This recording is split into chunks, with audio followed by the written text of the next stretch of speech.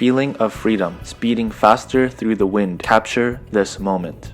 My name is Sami El-Benna, and this is my motorcycle story. Since I was little, I've wanted to be just like my dad. He was an entrepreneur who loved people and took significant calculated risks. Because my parents were much older, my siblings who were in college took it upon themselves to raise my younger brother and I. My oldest brother rode a 1985 Suzuki Medora 1200 at the time. I wanted that lifestyle, 2 wheels, a motor, and miles of outlaw freedom. At the age of 20, I signed up for a motorcycle rider course to get started. It cost about $250 and it was a lot cheaper than a trip to the hospital because you have no idea what you're doing. Both the motorcycle and helmets are provided, and you spend about 10 hours riding over the span of a weekend. The course took place in a big parking lot at my college. Passing the class counts as a DMV riding test, which is worth the price alone. Also, it will lower your rate of insurance. After attending Palomar Community College, I got accepted into California State University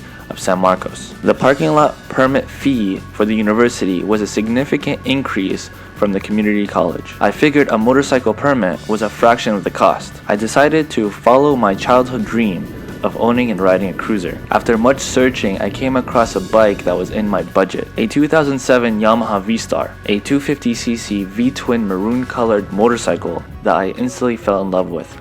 I knew it was small the moment I sat on it, but wanted something to practice on before I got something bigger. When deciding to purchase your own bike, it is important to be informed about the riding you plan on doing. For instance, track days, commuting, cruising, touring, or just tooling around town. Narrow down your options before visiting the motorcycle store. The easiest bike to learn on will be one that is around 250cc because it's lighter and easier to handle. However, you're more likely to outgrow it. After a few months, you'll probably just turn around and buy another bike. On the other hand, something in the 500 to 600cc range will stay fun as your skills improve. Another thing to consider when picking out the motorcycle is the sitting position as well as the weight to power output and how you plan to use it. As for my commute, I started my journey from North Escondido to school, riding Deer Springs Road until it became Twin Oaks. Early in the day, it would be backed up with vehicles, so I rode the bicycle lane with other cyclists. It was not the safest route or the best part of the actual road,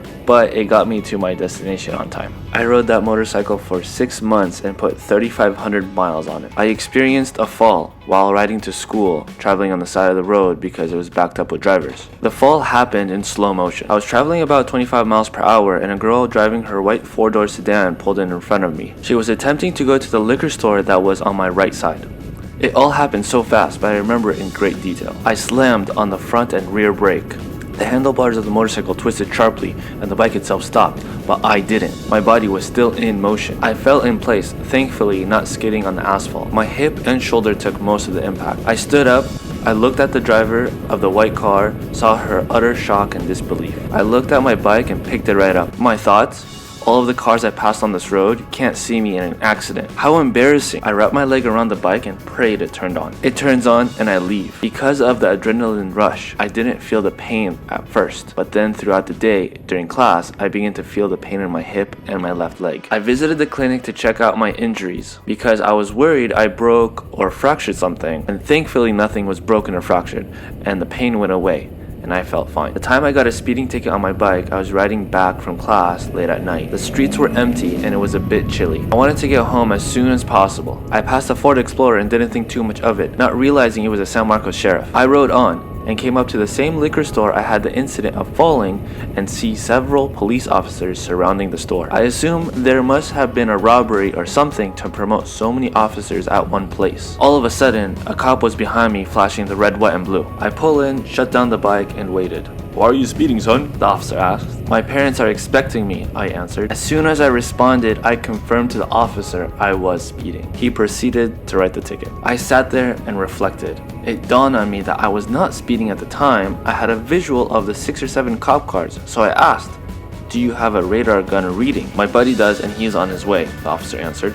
I waited patiently and sure enough, the Explorer I rode past earlier pulls in from behind. I asked to see the radar gun reading again and the new officer explained to me he was not able to get it. What a huge wave of relief. I knew that they didn't have any substantial evidence against me that states I was indeed speeding. I thank the officers for keeping the streets safe and for their time. Then I took my ticket and rode away. I was polite and courteous and did not make a scene because I wanted to make it easy for everyone. I called Mr. Ticket, a service that defends against traffic tickets, and had an initial consultation of getting a traffic ticket dismissed by using their legal expertise. If you ever get into a similar situation like I did, the attorneys hired will represent you in court, and they have a lot of experience in California ticket laws. I rode my Yamaha V-Star for 6 months and traveled 3,500 miles. Because the bike had a small engine, I agreed with the moment I sat on it. However, I knew that I wanted something to practice with, and it fit my budget. The sale of the bike was on my mind for a while, considering how the weather in California started to become colder in the winter months. So, I took good pictures of the bike and posted an ad on Craigslist. Craigslist, for those who don't know, is an online classified service where potential buyers will be shopping. It's good to take multiple shots of a cleaned and detailed motorcycle to capture the attention of potential buyers. Some time passed and I received a couple phone calls, but no firm buyers. One person offered to trade a cheap old Ford,